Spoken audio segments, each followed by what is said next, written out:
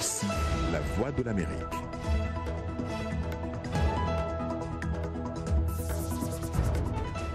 Madame, Messieurs, bonsoir. Bienvenue dans Le Monde aujourd'hui. Voici les titres de votre journal. En République démocratique du Congo, la tension est palpable en l'attente des résultats des élections. Nous ferons le point avec notre correspondante à Kinshasa.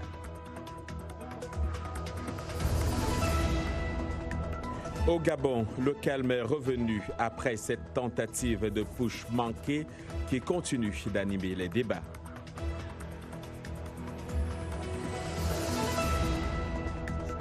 Ici aux États-Unis, le président américain s'adresse à la nation ce soir. Un discours qui intervient alors que les administrations fédérales sont toujours partiellement fermées.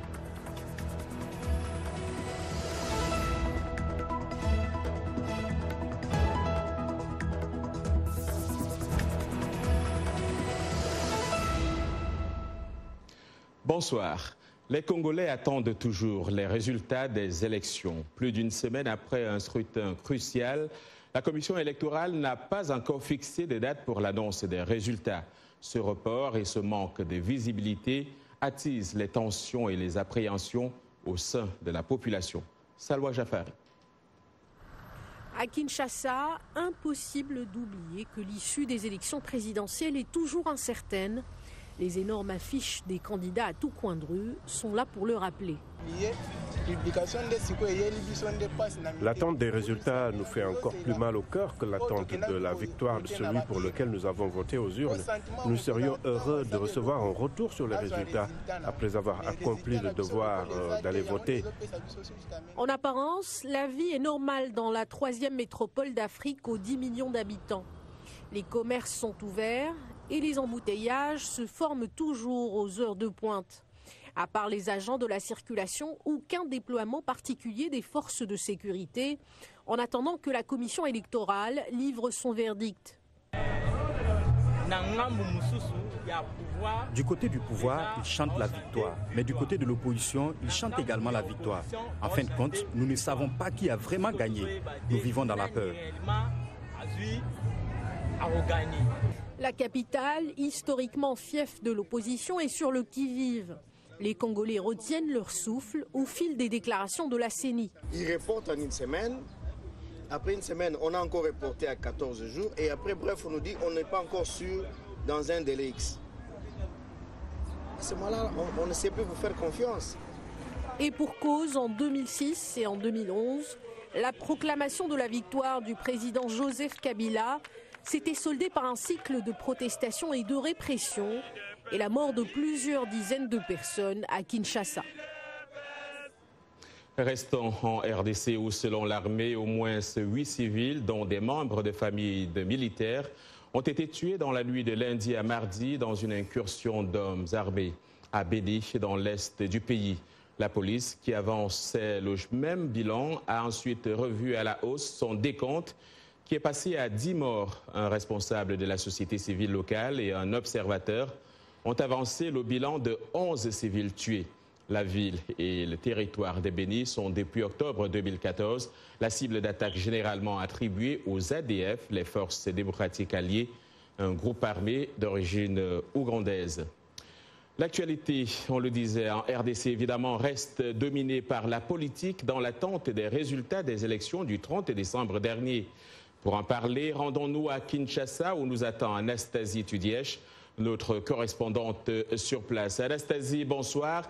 Les résultats ne sont toujours pas publiés ce mardi. Cela dit, qu'est-ce qui fait l'actualité à Kinshasa? Bonsoir John, bonsoir à toutes et à tous.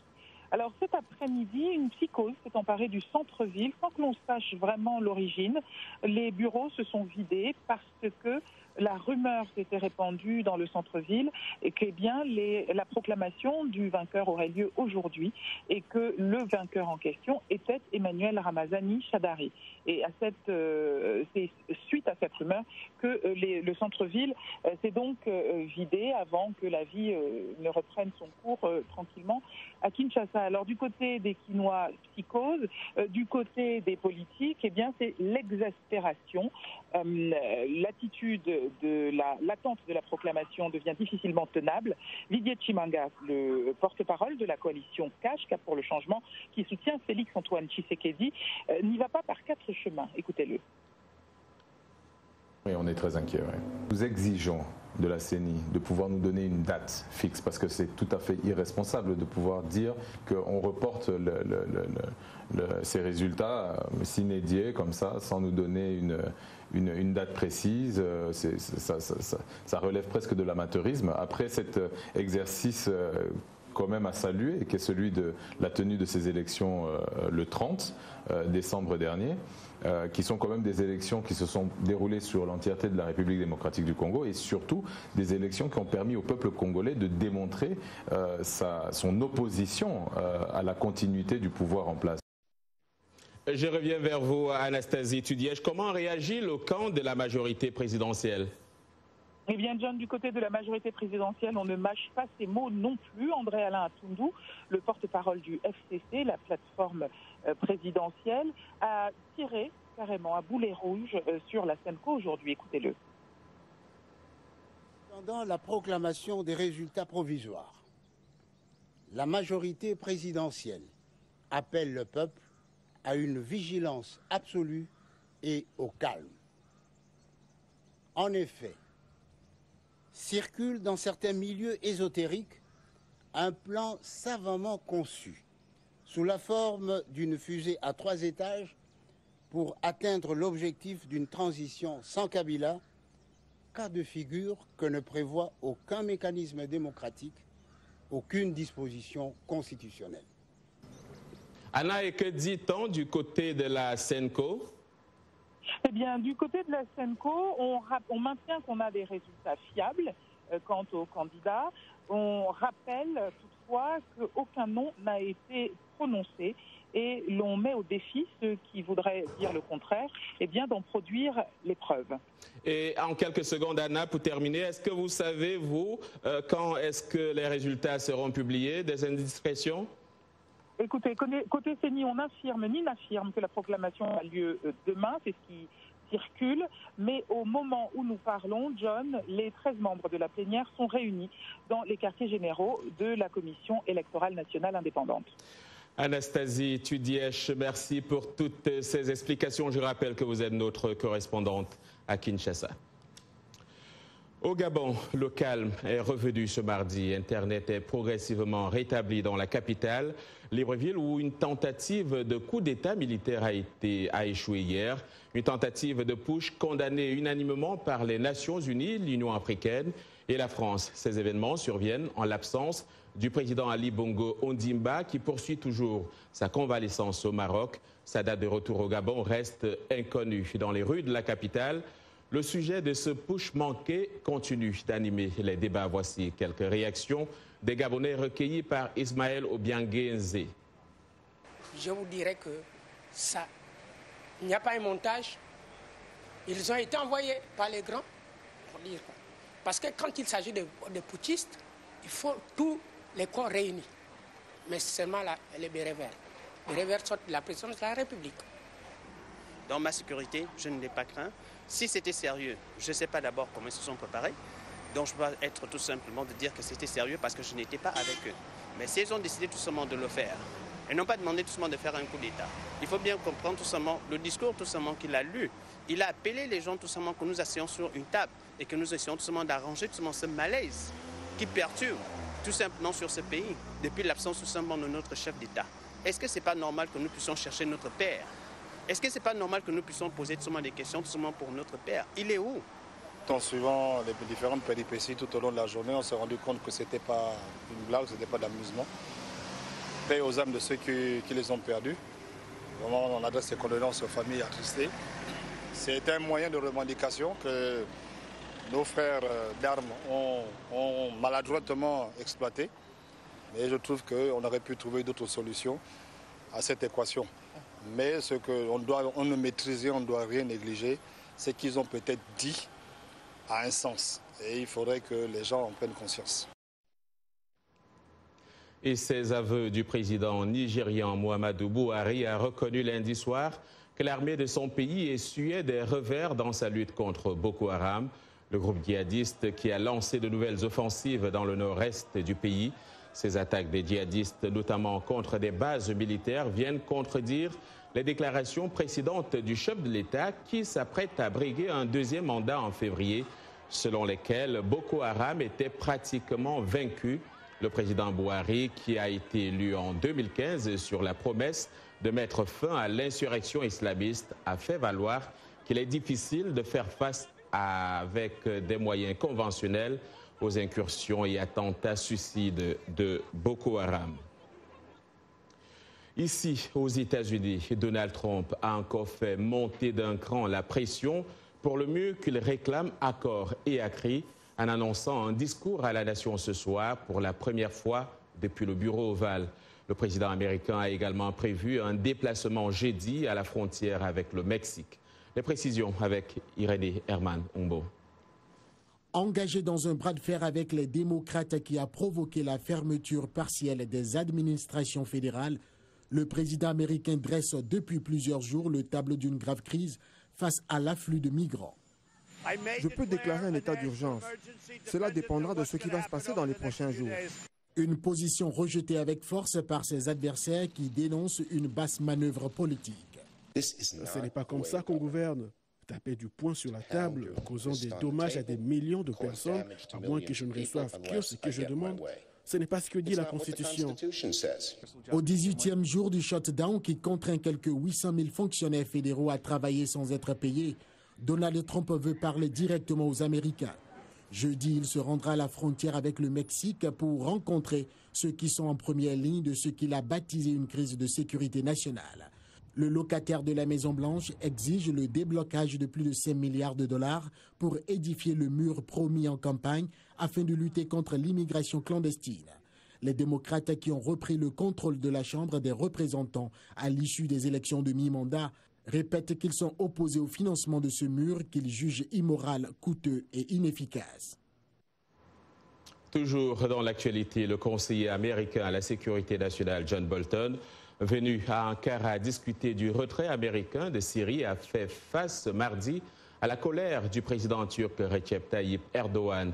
Le président turc n'a pas apprécié que John Bolton défende une milice kurde syrienne. Les désaccords entre les deux pays portent sur les unités de protection du peuple, partenaires de Washington dans la lutte contre le groupe djihadiste État islamique, mais considérés par Ankara comme des terroristes. Pendant ce temps, le chef de la diplomatie américaine a lui entamé mardi à Amman une tournée marathon au Moyen-Orient, appelant les alliés régionaux des États-Unis à poursuivre le combat contre les djihadistes et contre l'Iran. En France, c'est un vif émoi qui s'est emparé de la classe politique et de la police française après le succès rencontré par une cagnotte en faveur de Christophe Détinger, un gilet jaune, ancien bosseur professionnel, filmé, frappant des gendarmes à Paris et érigé par certains au rang de héros.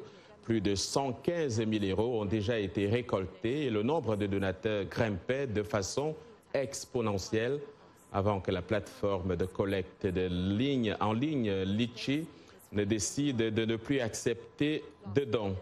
Les fonds sont destinés à soutenir la défense de Christophe Détinger, cet ancien boxeur donc professionnel qui s'est rendu à la police lundi matin après avoir admis dans une vidéo postée sur Internet avoir réagi à une colère déclenchée selon lui par la répression policière. Vous regardez Le Monde aujourd'hui en direct de Washington sur VOA Afrique.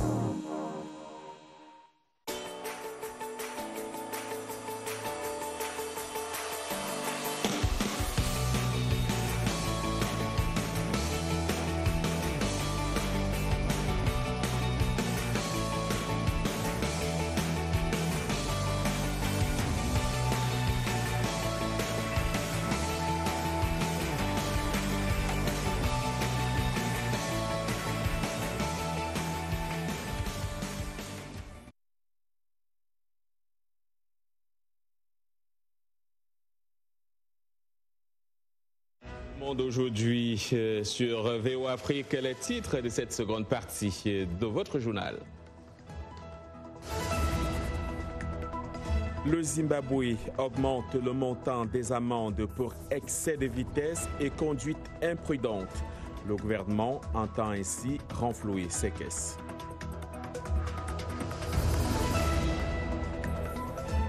On n'a pas fini de célébrer la naissance du Christ. Vous le verrez, des dizaines de milliers de pèlerins éthiopiens sont à Lalibela pour fêter la Noël orthodoxe.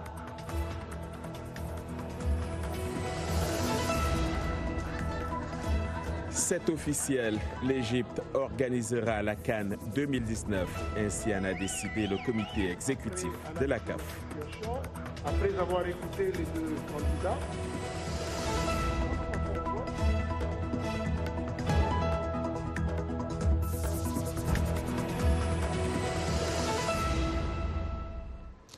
Le Monde aujourd'hui vous propose chaque mardi un coup d'œil sur l'économie. Cette chronique nous est présentée aujourd'hui par Eric Manirakiza. Eric, bonsoir. Bonsoir, John. Et on commence par le Kenya qui veut devenir l'une des destinations touristiques incontournables du continent africain. Tout à fait, John. Et l'enjeu est de taille. Le tourisme est l'un des 3 plus gros secteurs qui approvisionnent l'économie kenyane en devises. En 2018, plus de 2 millions de touristes étrangers sont arrivés au Kenya et représentent une hausse de 37% du nombre de ses visiteurs.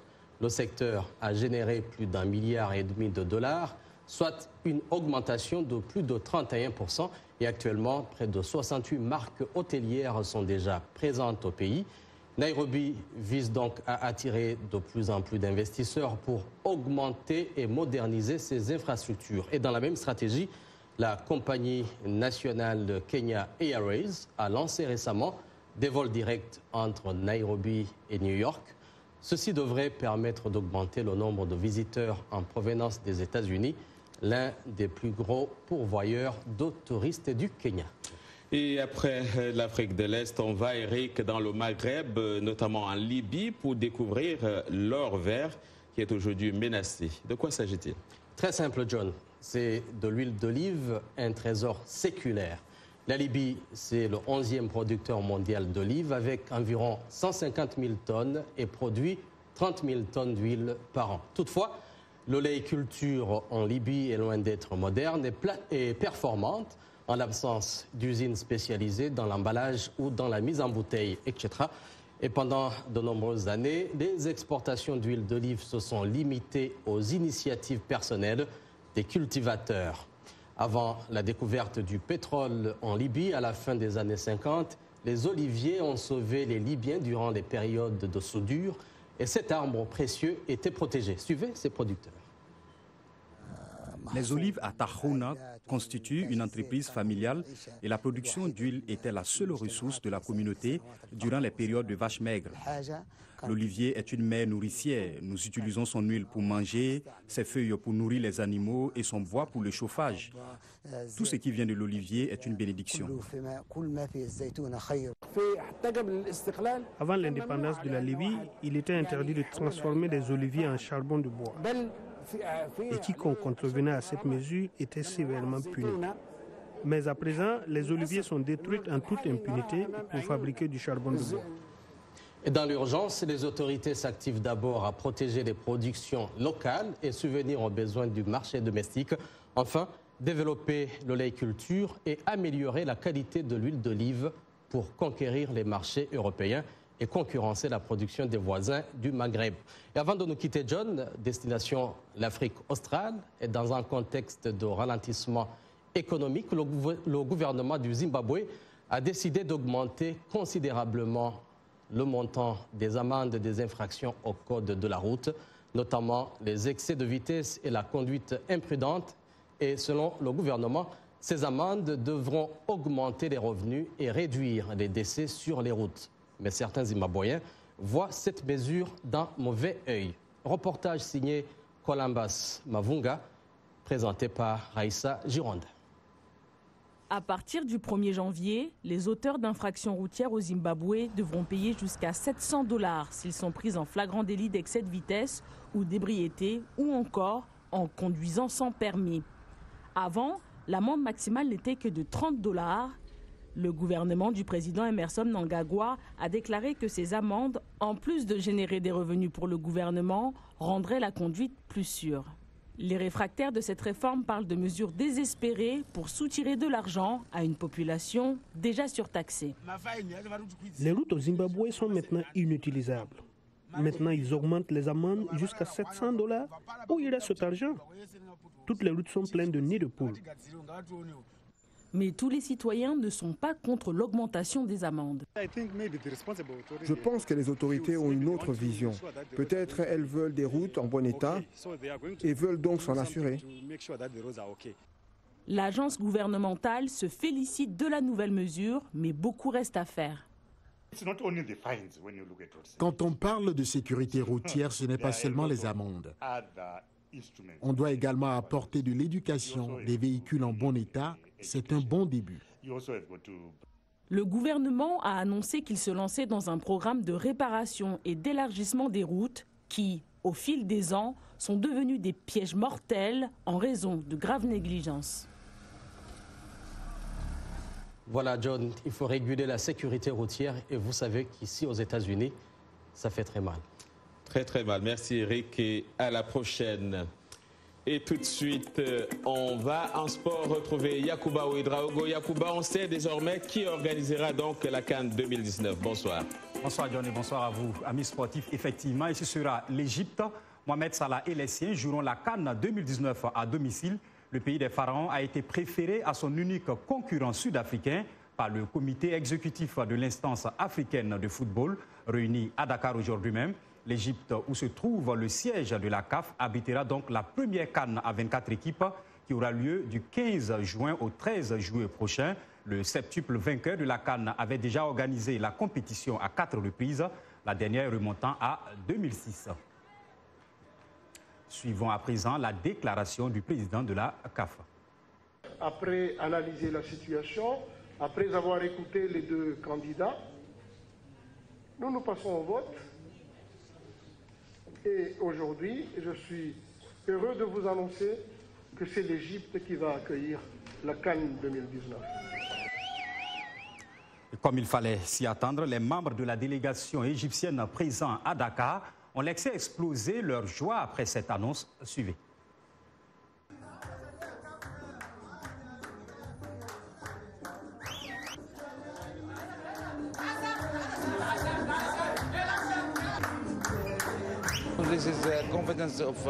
C'est une marque de confiance. En 2006, ça a été un grand succès marketing et cette évaluation nous a été profitable, je pense. Non, nous avons un plan en place pour la sécurité. Je pense que nous n'aurons aucun problème. L'attribution de cette CAN 2019 s'est faite en marge des CAF et OR qui ont lieu ce soir dans la capitale sénégalaise autour de 22h temps universel. On saura qui de Mohamed Salah, Sadio Mané ou Pierre-Emerick Aubameyang sera sacré Ballon d'Or africain 2018. Mais déjà hier, le match des légendes initiées par la CAF a tenu toutes ses promesses au stade Léopold Sédar Senghor. Le public a eu droit à 60 minutes de spectacle. À la fin, victoire de l'équipe CAF Légende 3-2 devant la génération 2002 du Sénégal. Les légendes ont été amenées par Joseph-Antoine Bell dans les buts, Didier Drogba et Samuel Eto'o en attaque. Côté Sénégal 2002, il y avait entre autres Lamine Diatta, Habib Beye, Aliou Cissé, Salif Diao. Cette rencontre a été placée sous le signe d'un hommage à l'ancien international sénégalais Jules Bocandé, décédé en 2012. Voilà donc pour les sports. On se retrouve demain. Merci Yacouba Ouedraogo. Des dizaines de milliers de pèlerins éthiopiens ont rejoint la ville de Lalibela depuis hier pour célébrer Noël. Il faut dire que les Éthiopiens suivent le calendrier julien. Les chrétiens orthodoxes célèbrent donc Noël en janvier. Plus de précisions avec Dili Diko. Certains pèlerins orthodoxes venus des coins les plus reculés de l'Éthiopie ont voyagé pendant 3 semaines pour assister à cette célébration. L'Église orthodoxe éthiopienne a un calendrier différent de celui du reste du monde. L'Éthiopie a 13 mois par an, c'est pourquoi nous célébrons Noël à cette période. Nous avons une façon de compter très différente de celle des Européens et des Américains. Venir à Lalibela, une ville sainte de la région d'Amara, pour se recueillir dans ces églises invraisemblables taillées dans la roche, est une immense fierté pour ses croyants. Les fidèles sont ébahis par cette prouesse architecturale. La manière dont ces églises ont été construites est incroyable. Même en cette ère technologique, je ne pense pas que quiconque puisse les construire. Elles ont besoin de beaucoup d'entretien. La conservation de ces églises est l'une des préoccupations majeures de nombreux pèlerins, comme des Salanges, venus de la capitale pour cet événement pieux. Ce qui m'inquiète par rapport à ces églises, c'est la façon dont elles sont conservées. Les gens creusent des trous dans les murs afin de pouvoir les escalader. Je pense qu'il est très important de bien les conserver pour les transmettre aux générations futures.